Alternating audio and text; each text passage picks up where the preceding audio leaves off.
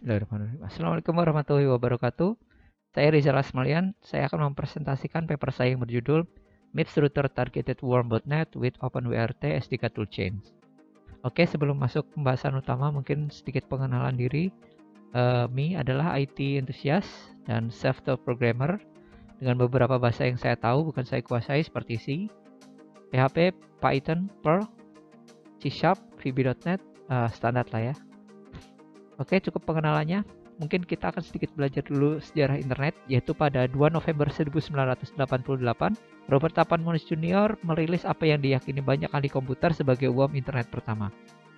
Dengan beberapa vektor serangan, yaitu bug buffer overflow overrun pada program Finger, kemudian RCF bug pada program SendMail mode debug, kemudian brute force login pada RxEx RSH. Dengan 3 vektor serangan ini, 6.000 dari 60.000 komputer yang terkoneksi pada jaringan saat itu terinfeksi oleh Morris worm ini.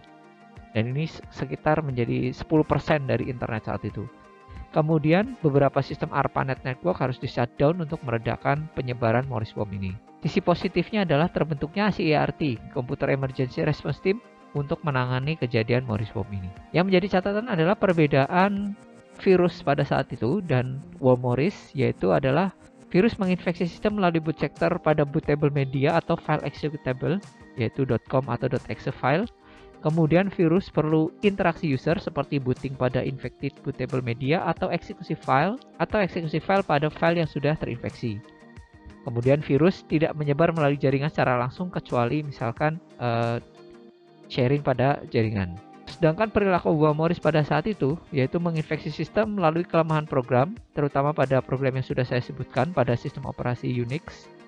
Kemudian tidak perlu interaksi user pada sistem terinfeksi. Kemudian worm Morris menyebar atau mencari target melalui jaringan. Dan ini sangat luar biasa, worm Morris ini dengan 3 vektor serangan dapat menginfeksi sekitar 10% internet saat itu. Beberapa worm sudah menginfeksi internet sampai sejauh ini, dan beberapa worm bisa kita jadikan catatan seperti Code Red Worm yang mengeksploit IIS web server IDA file. Kemudian ada ADM Worm yang mengeksploit by DNS hole. Kemudian ada Sadmin Worm, Blaster, SQL Slammer yang mengeksploit Microsoft SQL Server. Dan itu sangat cepat sekali penyebarannya. Kemudian Configure dan Stuxnet yang sangat luar biasa juga dengan memakai 4 exploit 0D termasuk CPL link bug, yaitu shortcut icon pada Windows. Dan Stuxnet ini salah satu worm yang diyakini sebagai senjata digital. Kemudian kita masuk ke Mirai Botnet, yaitu pada 21 Oktober 2016. Mirai Botnet ini memecahkan rekor serangan DDoS sebesar 1,2 terabits per detik, utamanya pada DIN DNS, pada OVH, dan web crapsonsecurity.com, web seorang peneliti keamanan yang akhirnya dapat mengungkap pembuat Mirai Botnet. Dan ini luar biasanya, vektor serangan Mirai Botnet ini menggunakan telnet brute force pada smart CCTV dan router. Hasilnya diperkirakan 1 juta device terinfeksi Mirai Botnet original ini. Aktor di balik pembuat Mirai Botnet ini kemudian ditangkap, yaitu 3 orang, yaitu Parasha, Joshua White, dan Dalton Norman. Cara kerja Mirai Botnet bisa saya gambarkan sebagai berikut. Pertama, seorang botmaster melakukan scan telnet menggunakan server loader Mirai Botnet pada beberapa device pertama yang akan menjadi korban awal Mirai Botnet. Kemudian jika login telnet berhasil pada device tersebut, maka hal ini akan direport ke server CNC, yaitu Control and Command Server. Control and Command Server ini akan mengirimkan perintah pada loader untuk menginfeksi device tersebut. Di sini proses kelima akan melakukan infeksi kepada device tersebut. Jika CNC memerintahkan melakukan DDoS pada target, maka tiap device yang terinfeksi akan melakukan beberapa varian serangan DDoS seperti SYNFLOOD, EggFLOOD, UDP-FLOOD, dan beberapa teknik serangan lain. Kemudian device akan melakukan DDoS pada target yang diinginkan oleh botmaster. Selain itu, device yang telah terinfeksi akan mencari korban infeksi baru dengan melakukan serangan telnet brute force pada alamat IP acak yang digenerate oleh salah satu fungsi di dalam Mirai Botnet. Jika device yang melakukan scan menemukan device baru yang dapat diinfeksi, maka akan melakukan report ke server report. Kembali, CNC akan melakukan perintah penginfeksian kepada server loader untuk melakukan infeksi pada device-device lain yang belum terinfeksi. Mulai dari sini, penginfeksian Mirai menjadi semakin luas secara eksponensial karena tiap device baru yang terinfeksi akan menjadi mesin baru untuk mencari korban lainnya selain menjadi device botnet yang dapat dikontrol oleh seorang botmaster.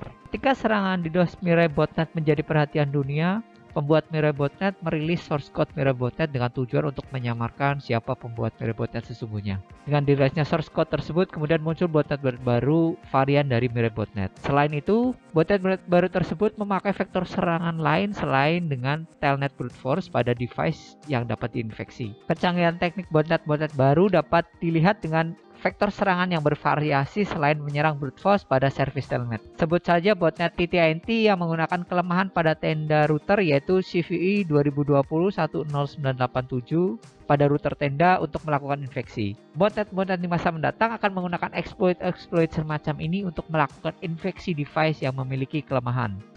Model serangan seperti ini mengingatkan kembali kita kepada infeksi worm Morris yang melumpuhkan ARPANET pada 1988.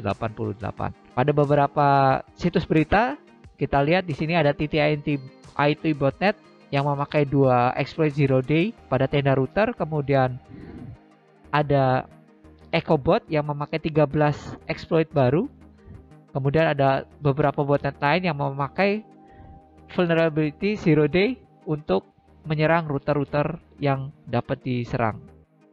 Kita masuk pada Jellyfish. Jellyfish ini adalah worm botnet yang saya buat yang awalnya untuk uji coba pada device TLMR 3020 yang sudah terinstall OpenWrt LED. Komparasi antara Mirai.NET dan Jellyfish bisa saya gambarkan sebagai berikut, yaitu bahasa pemrogramannya C, sama-sama C, kemudian compilernya Mirai.NET memakai cross compiler, sedangkan Jellyfish memakai OpenWrt Toolchain C compiler. Arsitektur target Mirai.NET cukup komplit, yaitu ARM, MIPSEL, MIPS-B, SPARC, dan lain-lain. Sedangkan Jellyfish khusus untuk MIPSEL dan MIPS-B, yaitu MIPS Little Endian dan MIPS Big Endian. Kemudian untuk loader, Mirai.NET yang sudah dijelaskan sebelumnya memakai loader server, sedangkan Jellyfish tidak memakai loader server. Vektor serangan Mirai.NET hanya dengan telnet brute force, sedangkan Jellyfish memakai telnet brute force, kemudian SSH brute force, HTTP out brute force, kemudian exploit pada device Netgear DGN1000, DGN2200, 4 exploit, dan target scan-nya Mirai.NET mencari target scan dengan scene scan, sama, Jellyfish juga sama. Kemudian port scan Mirai.NET secara real 23, port 23 dan 2323, sedangkan Jellyfish untuk testing saya hanya menggunakan 23, 80 dan 22, meskipun bisa dikembangkan sampai ke port 2323 dan 8080. Komunikasi antara botnet dan CNC server menggunakan binary XOR encryption Mirai.NET, dan Jellyfish juga sama, tetapi XOR encryption pada Jellyfish lebih simpel daripada Mirai.NET. Kemudian Mirai.NET tidak mempunyai kemampuan seperti network tampering, sedangkan Jellyfish dapat melakukan network tampering. Kemampuan network tampering ini saya dapatkan inspirasinya dari berita mengenai botnet-botnet yang menginfeksi internet saat ini. Workflow pada Jellyfish dapat saya gambarkan sebagai berikut. Pertama, melakukan scan dan exploit pada device yang dapat diinfeksi. Kemudian ketika device tersebut terinfeksi, device tersebut akan melakukan report ke server CNC. Oke, kemudian device yang terinfeksi tersebut juga akan dapat melakukan scan dan exploit pada device-device lain yang ditemukan. Kemudian tiap device tersebut yang terinfeksi akan melakukan report kepada CNC server, di mana dari CNC server tersebut si bot master dapat melakukan comment pada bot tersebut, misalkan untuk melakukan DDoS pada target. Seperti saya jelaskan sebelumnya, Jellyfish ini menggunakan compiler MIPS OpenWrt Linux GCC yang disertakan di dalam paket OpenWrt SDK. Hasilnya adalah binary untuk arsitektur MIPS, yaitu MIPSEL atau MIPS-B, MIPS Little Endian atau MIPS Big Endian. Karena awalnya coding untuk device TLMR 3020 yang sudah saya install LED, saya memakai LED SDK dengan URL sebagai berikut. Bisa teman-teman dapatkan di OpenWrt, kemudian paling bagian bawah supplementary files, yaitu di bagian bawah LED SDK atau OpenWrt SDK. Jellyfish secara lengkap mempunyai vektor serangan, yaitu 1. Telnet brute force, SSH brute force, HTTP out brute force, kemudian bug EDB 25978, kemudian exploit Netgear telnetable, kemudian exploit CVE 2017 6077, kemudian CVE 2017 6334. Dan secara pribadi sebenarnya saya ingin menambahkan CVE 2019 20215, dealing SSDP CGI Unauthenticated Remote Command Execution. Namun sepertinya waktunya cukup mepet untuk presentasi IDSecConf ini. jadi tidak saya tambahkan. Kemudian untuk percobaan ini saya memakai konfigurasi sebagai berikut. Tidak semua teknik serangan jellyfish diuji coba. Yang sudah diuji coba terbatas pada device yang saya miliki dan gunakan sebagai simulasi jaringan. Berikut beberapa device yang saya pakai untuk percobaan worm botnet ini. 1. Laptop sistem operasi Windows sebagai CNC server menggunakan Python, XAMPP, Apache plus MySQL. Kemudian laptop sistem operasi Ubuntu untuk compile menggunakan OpenWRT SDK Toolchain. Kemudian TLMR 3020 hadiah OMLIRVA 32 dengan LED terinstall. Kemudian TLWR741ND terinstall OpenWRT. Kemudian Netgear DGN 1000 sebagai penghubung antar device tersebut. Selain sebagai simulasi jaring internet, juga akan menjadi target untuk serangan worm botnet menggunakan bug pada device Netgear. Secara rinci, Jellyfish Attack Vector ini akan saya jelaskan sekalian praktek untuk melakukan teknik exploit pada device-device yang sudah saya konfigurasi tersebut. Sebelum itu, untuk mendownload OpenWRT SDK, Anda bisa ke download.openwrt.org, kemudian pilih salah satu versi. Di sini saya pilih 18.06, kemudian targetnya AR71XX, kemudian ke Tiny. Di sini jika kita lihat ada TLWR741ND. Untuk mendownload OpenWRT SDK, scroll sampai bagian bawah, kemudian di sini ada OpenWRT SDK 1806 AR71XX Tiny. Di sini saya sudah download, kemudian saya ekstrak. Di sini saya punya LED SDK dan TLWR741ND SDK. Saya pakai yang LED, tidak masalah. Oke, kita buka. Dalamnya seperti ini. Di sini nanti kita bisa mulai coding menggunakan OpenWRT SDK. Ketika pertama kali coding menggunakan OpenWRT SDK ini, tidak banyak referensi yang bisa dipakai. Jika kita Google, sebagian besar hanya sampel Hello World. Sebagiannya lagi berbahasa asing non-Inggris.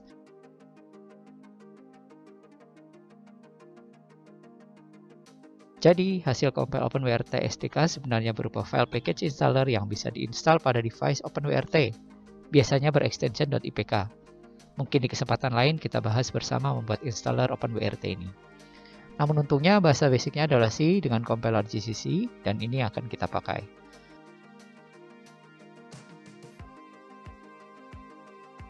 Di sini sampel helloworld.c akan saya compile dengan MIPS OpenWRT Linux GCC yang ada di lokasi, path OpenWRT SDK, staging dir, toolchain MIPS 24kc GCC, dan bin. Untuk mudahnya, kita buka konsol pada lokasi ini, kemudian kita akan compile helloworld.c ini dengan perintah seperti ini. MIPS OpenWRT Linux GCC, kemudian lokasi helloworld.c, kemudian -l untuk library ada di lokasi OpenWRT SDK, staging dir, kemudian lokasi toolchains, dan lib. Dan untuk include -i, lokasi OpenWRT SDK, staging dir, lokasi toolchains, kemudian include. Dan di sini saya menambahkan flag static untuk binary executable-nya.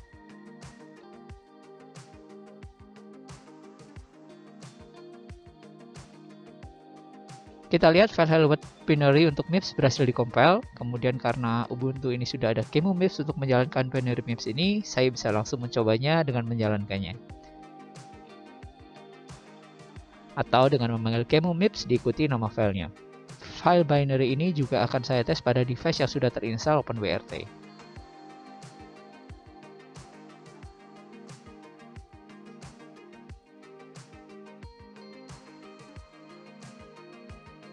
Jellyfish Worm Botnet akan dikompil dengan menggunakan compiler ini. Jika sebelumnya saya jelaskan workflow Jellyfish secara umum, maka saya akan jelaskan kembali workflow infeksinya.